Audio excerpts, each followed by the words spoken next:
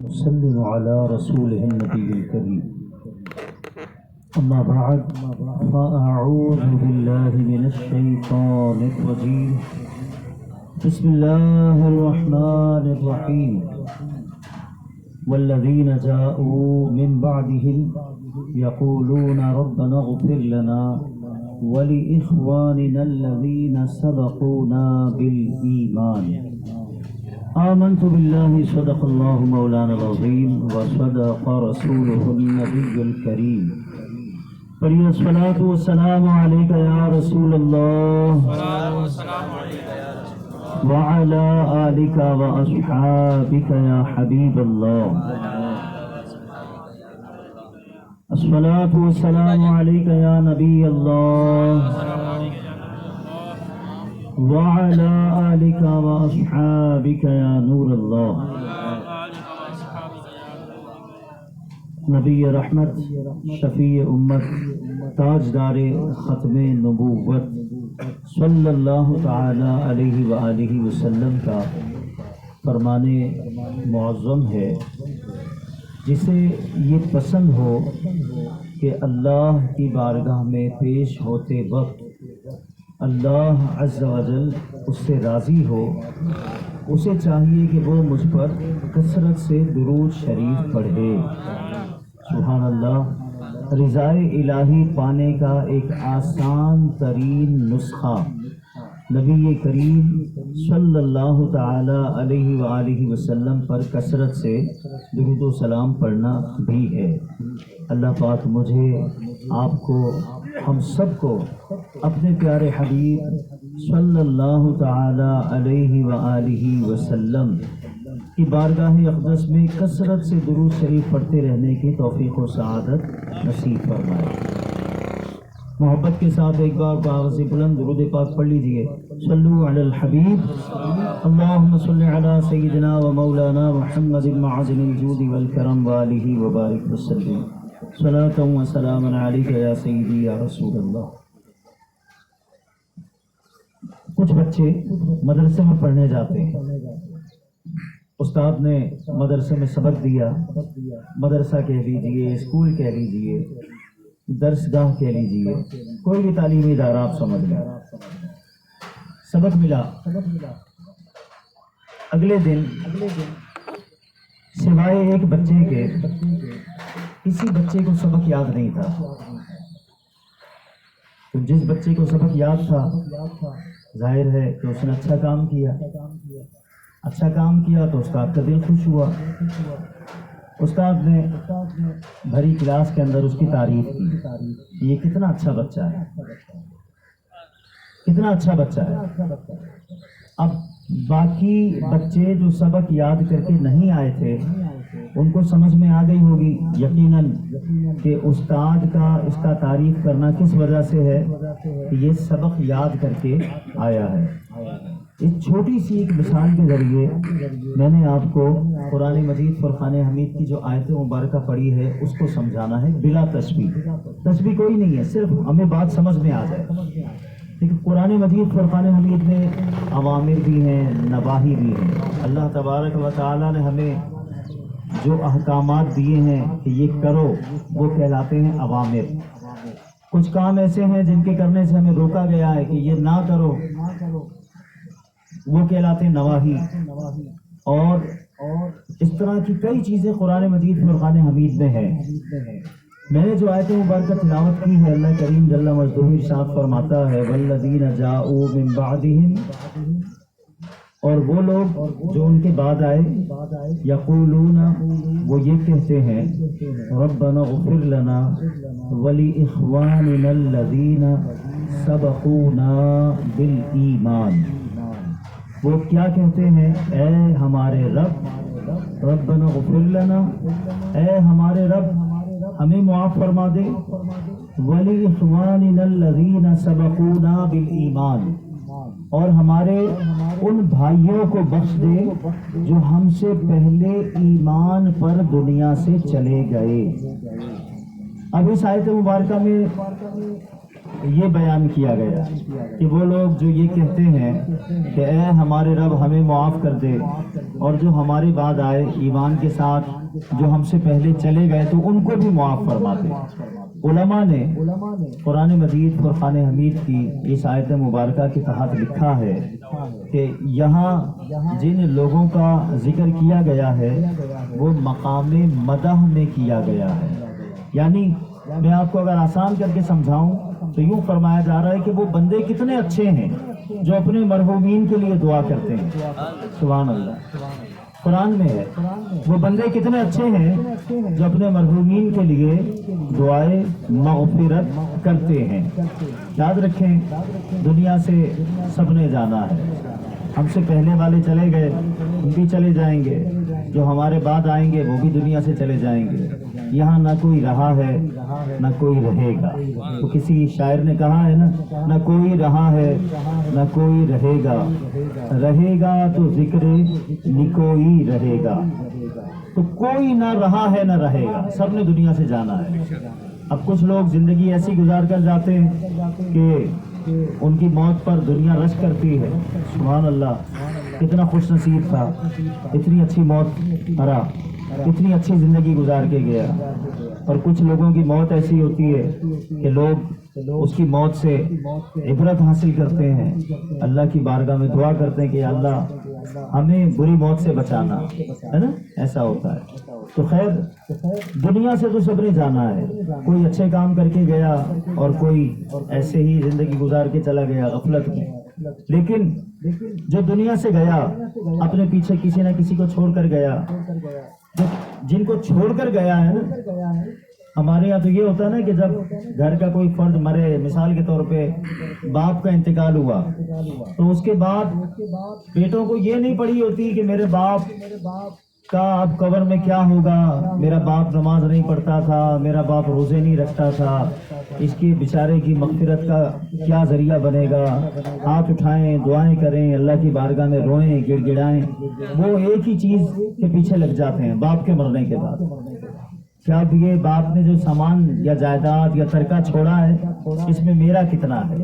یہی ہوتا ہے نا عموماً دنیا، یہی ہوتا ہے، ورثہ ترکے کی تقسیم میں لگ جاتے ہیں، اتنا میرا، اتنا تیرا، اتنا اس کا۔ لیکن اس کی طرف کسی کی توجہ نہیں جاتی کہ جو دنیا سے گیا ہے اور ہمارے لیے چھوڑ کر گیا ہے، ہمارا بھی تو کچھ فرض بنتا ہے کہ ہم اس کے لیے کچھ کریں۔ علماء نے کتابوں میں ایک واقعہ لکھا ہے، ابن قلابہ رحمۃ اللہ تعالی علیہ بیان کرتے ہیں کہ ایک بار میں قبرستان کے پاس سے گزرا اور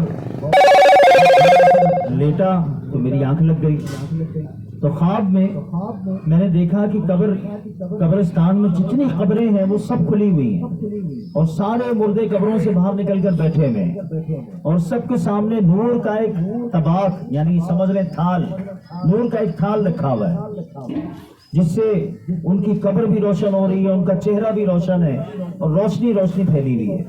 لیکن ایک آدمی ایسا ہے جو اندھیرے میں بیٹھا ہے۔ جب میں نے غور سے دیکھا تو مجھ پر انکشاف ہوا کہ یہ تو میرا پڑوسی تھا، میرے پڑوس میں رہتا ہے اور کچھ عرصہ پہلے اس کا انتقال ہوا تھا، اور یہ اندھیرے میں کیوں بیٹھا ہے؟ ابن قلابہ کہتے ہیں کہ میں نے خواب کے اندر ہی اس سے پوچھا کہ یہ سارے مردوں کے آگے تو نور کے تھال رکھے ہوئے ہیں، تمہارے آگے کوئی تھال کیوں نہیں ہے؟ وہ کہنے لگا کہ یہ جتنے لوگوں کو آپ دیکھ رہے ہیں نا، جن کے آگے نور کے تھال رکھے ہوئے، ان کے عزیز و قارب، ان کی اولادیں، ان کے گھر والے ان کے لیے ایصال ثواب کرتے ہیں، دعا کرتے ہیں، فاتحہ کرتے ہیں، تو وہ اس طرح ان کو نور کی صورت میں یہاں ملتا ہے۔ میں ایک بیٹا چھوڑ کے مرا تھا، وہ ناخلف ہے میرا بیٹا، اس نے کبھی میرے لیے دعا نہیں کی، کبھی فاتحہ نہیں کی۔ جب وہ کچھ کرتا نہیں ہے تو میرے پاس نور کا تھال بھی نہیں ہے۔ ابن قلابہ کہتے ہیں میری آنکھ کھل گئی، جب آنکھ کھلی اور میں نے ایسا خواب دیکھا کہ میرا پڑوسی مجھ سے یوں شکایت کر رہا ہے، تو میں نے صبح ہوتے ہی اس کے لڑکے کو بلایا اپنے پاس کہ بھائی مجھے بہت ضروری کام ہے، تم آؤ میرے پاس۔ اس کا بیٹا جب میرے پاس آیا تو میں نے اس سے کہا کہ تم اپنے والد کے لیے کوئی دعا، فاتحہ، نیاز کا اہتمام کیوں نہیں کرتے؟ اس نے کہا کیوں، کیا ہوا؟ اب میں نے اس کو اپنا خواب سنایا کہ میں نے ایسے ایسے خواب دیکھا ہے اور تمہارے والد نے مجھے تمہاری شکایت کی ہے کہ تم اس کے لیے کوئی ایصال ثواب کا کام نہیں کرتے. یہ سن کر وہ بیٹا کہتے ہیں کہ بڑا شرمندہ ہوا اور اس نے نیت کی کہ اب میں اپنے والد کے لیے دعا بھی کیا کروں گا اور ایصال ثواب بھی کیا کروں گا. ابن قلابہ کہتے ہیں کچھ عرصے بعد میں نے دوبارہ خواب دیکھا اور اپنے اس مرحوم پڑوسی کو دوبارہ خواب میں دیکھا کہ اب اس کی قبر نور علی نور ہے اور اس کے سامنے بھی نور کا ایک تھال رکھا ہوا ہے اور وہ میرا پڑوسی مجھے خواب میں کہہ رہا ہے کہ اے ابن قلابہ جزاک اللہ خیرا، یعنی اللہ آپ کو بہترین جزا عطا فرمائے آپ کے سمجھانے کی وجہ سے اب میرا بیٹا بھی میرے لیے دعا کرتا ہے تو میرے پاس بھی نور کا تھال آ جاتا ہے. سبحان اللہ. دیکھیں ایک بعض لوگوں کو سمجھ میں نہیں آتی، وہ کہتے ہیں یہ کیا تھا، ہم یہاں کھائیں اور وہاں پہنچ جائے، یہ کیا ہے؟ کھانا تو ہم نے کھایا، مردے کو کیا پہنچا، مردے کو کیا پہنچا. تو میں آپ کو قرآن سے ہی ایک بہت پیاری اور اچھی مثال پیش کرتا ہوں. ہم قربانی کرتے ہیں بقرہ عید پر، کرتے ہیں نا قربانی. قربانی کس کے لیے کرتے ہیں؟ کس کے لیے کرتے ہیں؟ سارے بولو نا یار. اللہ کے لیے کرتے ہیں. اللہ کا نام لینا بھی ثواب ہے. ہم کس کے لیے قربانی کرتے ہیں؟ اللہ کے لیے. لیکن ہم تو جانور کاٹتے ہیں، خون بھی اس کو یہاں بہاتے ہیں، چمڑا بھی یہاں دے دیتے ہیں، گوشت بھی پکا کر خود بھی کھاتے ہیں، دوسروں کو بھی کھلاتے ہیں. تو اللہ کی بارگاہ میں ہم نے کیا بھیجا، کیا دیا؟ قرآن نے بتایا. اللہ تعالیٰ فرماتا ہے لن ینال، قربانی کا جو یہ ہم معاملہ کرتے ہیں نا، اس کے بارے میں فرمایا کہ نہ اس کا خون اللہ کی بارگاہ میں پہنچتا ہے اور نہ اس کا گوشت اللہ کی بارگاہ میں پہنچتا ہے، نہ اس کا خون اللہ کی بارگاہ میں پہنچتا ہے. یا اللہ پھر کیا پہنچتا ہے تیری بارگاہ میں؟ فرمایا وَلَٰكِن يَنَالُهُ التَّقْوَىٰ مِنْكُمْ، تمہارے دلوں میں جو تقویٰ ہے نا وہ اس کی بارگاہ میں پہنچتا ہے. قربانی میں جو تقویٰ تمہارے اندر ہے وہ اس کی بارگاہ میں پہنچتا ہے. تو ہم یہاں کھاتے ہیں لیکن کھلاتے ہیں، لیکن یہ کھانا کھلانا ایک ثواب کا کام ہے.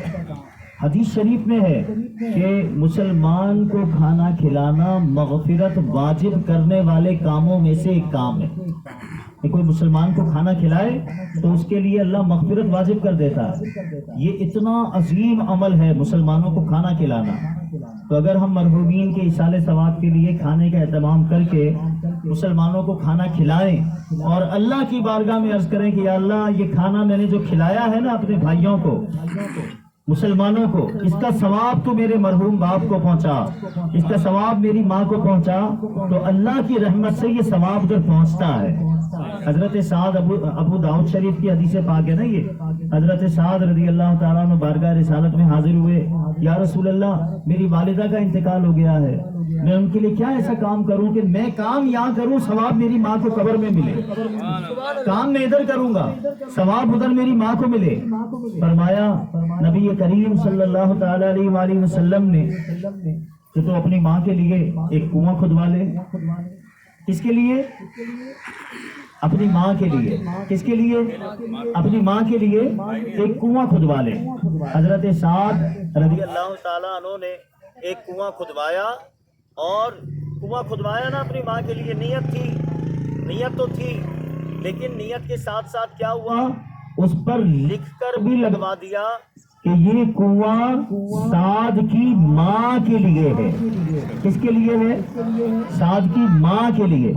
اب سعد کی ماں تو قبر میں تھی، مطلب یہ کنواں، اس کا جو پانی ہے نا، جو لوگ پیئیں گے اور ان کے پینے پر جو ثواب ملے گا وہ ثواب میری ماں کے لیے. سمجھ میں آ رہی بات؟ وہ ثواب میری ماں کے لیے ہے.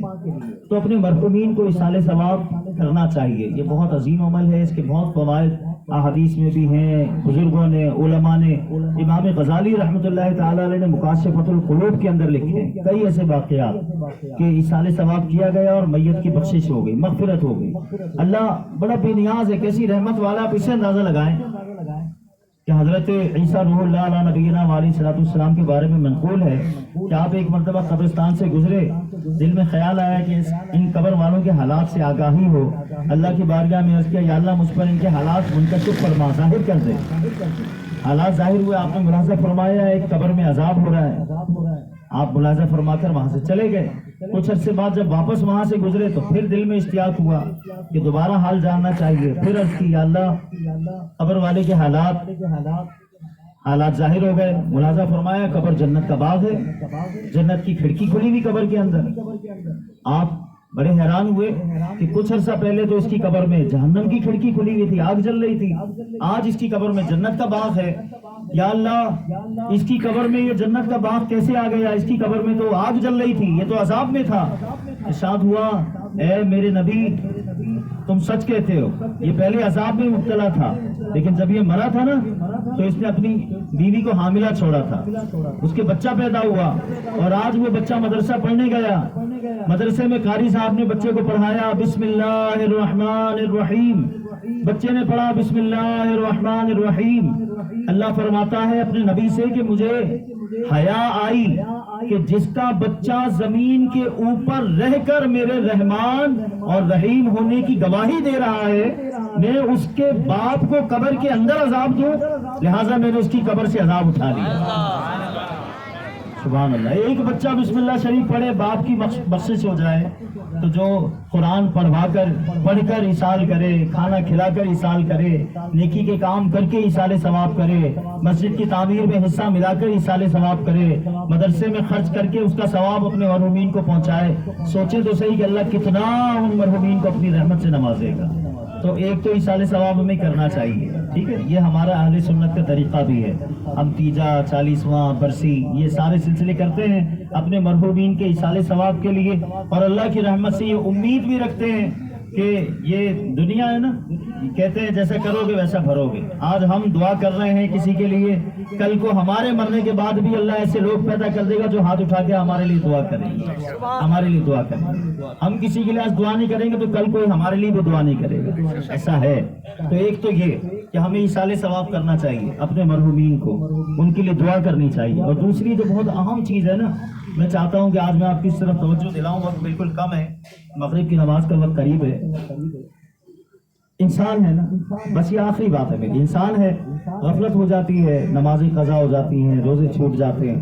جب ہمارا کوئی پیارا مر جائے نا تو ہمیں کوشش کرنی چاہیے کہ اس کے بعد انتقال ہمیں اس کی نمازوں روزوں کا فدیہ ادا کرنا چاہیے۔ اس طرف ہماری توجہ نہیں ہے، ہم بہت بڑے بڑے پیمانے پر لنگر کا اہتمام کرتے ہیں، یہ بہت بڑے ثواب کا کام ہے، دیکھیں اس کا انکار نہیں ہے، اور یہ کرنا بھی ہے، ہمیں یہ کرنا بھی ہے، اس کو بند بھی نہیں کرنا، یہ کرنا ہے۔ لیکن اس سے زیادہ ضروری کیا ہے کہ جو مرا ہے نا اس کی نمازوں کا روزوں کا فدیہ ادا کر دیا جائے۔ اس کی فضیلت کیا ہے؟ علماء نے کتابوں میں لکھا ہے کہ جس کی نماز روزے کا فدیہ اس کے مرنے کے بعد ادا کر دیا گیا، اللہ کی رحمت سے امید ہے، اللہ کی رحمت سے امید ہے کہ روز قیامت وہ اللہ سے اس حال میں ملے گا کہ اس کے ذمے ایک نماز اور ایک روزہ قضا باقی نہیں ہوگا، ہے نا۔ بہت بڑی یہ نیکی ہے اپنے مرنے والوں کے ساتھ کہ آدمی ان کی نمازوں کا ان کے روزوں کا فدیہ ادا کر دے۔ تو اس کے لیے علماء سے رہنمائی لیں اور ان سے اس کا طریقہ کار سمجھیں، اور اپنے مرحومین کے لیے فدیے کا بھی اہتمام کرنا چاہیے۔ اللہ پاک ہمیں اپنی زندگی میں نیک اعمال کرنے کی، اچھے اعمال کرنے کی توفیق و سعادت نصیب فرمائے۔ اگرچہ یہ محفل اثار ثواب کی ہے لیکن اس میں تعاون ہماری فیضان درود کمیٹی کا بھی ہے، ماشاءاللہ ہمارے حامد بھائی ہیں اور دیگر ان کے جو دوست احباب ہیں، ہر اتوار کو باقاعدگی سے اس محفل کا اہتمام ہوتا ہے۔ آپ میں سے کئی ایسے چہرے ہیں جن کو میں بھی جانتا ہوں کہ وہ ہر اتوار اس محفل میں شریک ہوتے ہیں، تو آپ خود بھی آتے ہیں، آپ دوسروں کو بھی اس کی دعوت دیا کریں۔ آپ کی دعوت پر اگر کوئی آ گیا اور اس نے آ کر کوئی بیان میں کوئی ایسی بات جو اس کی اصلاح کا سبب بن گئی، تو جب تک وہ عمل کرتا رہے گا انشاءاللہ آپ جو دعوت دے کر اسے لائے تھے آپ کو بھی اس کا ثواب ملتا رہے گا۔ اور پھر یہ بھی مجھے پتا چلا کہ آج جو یہ محفل ہے یہ 298 298ویں محفل ہے، اگلا اتوار چھوڑ کے اس سے اگلے اتوار اس محفل کے پوری 300 قسطیں ہو جائیں گی، یوں سمجھ لیں 300 محفلیں ہو جائیں گی۔ تو اللہ تعالیٰ سے ہم دعا بھی کرتے ہیں کہ اللہ تعالیٰ ہمارے حامد بھائی کو اور ان کے ساتھ جو ہمارے بھائی ہیں ان سب کو اللہ تعالیٰ اس کا بہترین اجر دنیا و آخرت میں عطا فرمائے، اور ان کو ہمت اور حوصلہ عطا فرمائے، باقاعدگی کے ساتھ اس سلسلے کو، نیکی کے سلسلے کو جاری رکھنے کی توفیق و سعادت نصیب فرمائے۔ جن کی ایصال ثواب کے لیے ہم یہاں جمع ہیں ان کے لیے بھی دعا ہے، اللہ انہیں اپنی جوار رحمت میں جگہ دے، ان کی قبر کو نور علی نور فرمائے، اور روز محشر اللہ کریم اپنے محبوب علیہ الصلوۃ والسلام کی شفاعت کے صدقے انہیں جنت میں بلا حساب داخلہ نصیب فرمائے، آمین بجاہ النبی الامین صلی اللہ تعالی علیہ وآلہ وسلم۔